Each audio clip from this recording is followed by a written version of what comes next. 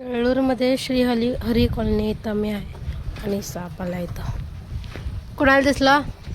सगळ्यांनी बघितलं की तिथं कुठे आहे?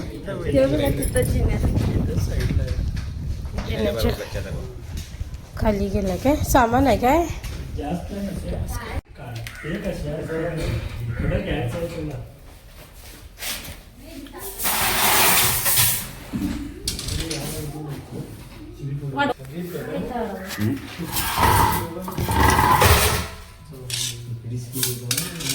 उडी मारते एकदम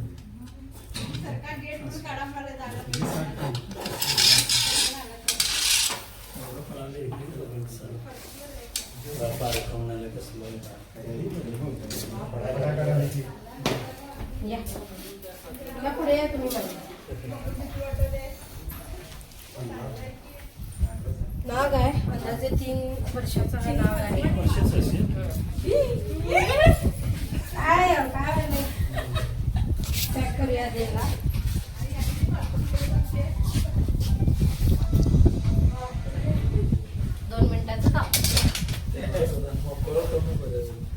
असा होता साप बघितला तुम्ही.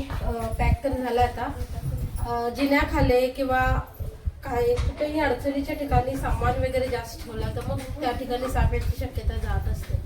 आणि ह्या कॉलनीत तर भरपूर वेळा साप पकडले त्यांनी आणि फार डेंजर नाग बोनस असे विषारी साप जास्त प्रमाणात या कॉलनीत मिळाले. पण अजून कुठली घटना घडली नाही की चावून कोण व्यक्ती दगावलाय असं. त्यामुळे एवढं घाबरायचं कारण आहे जितकं आम्ही म्हणजे जेवढं तुम्ही घाबरताय तेवढं घाबरायचं कारण नाही आहे.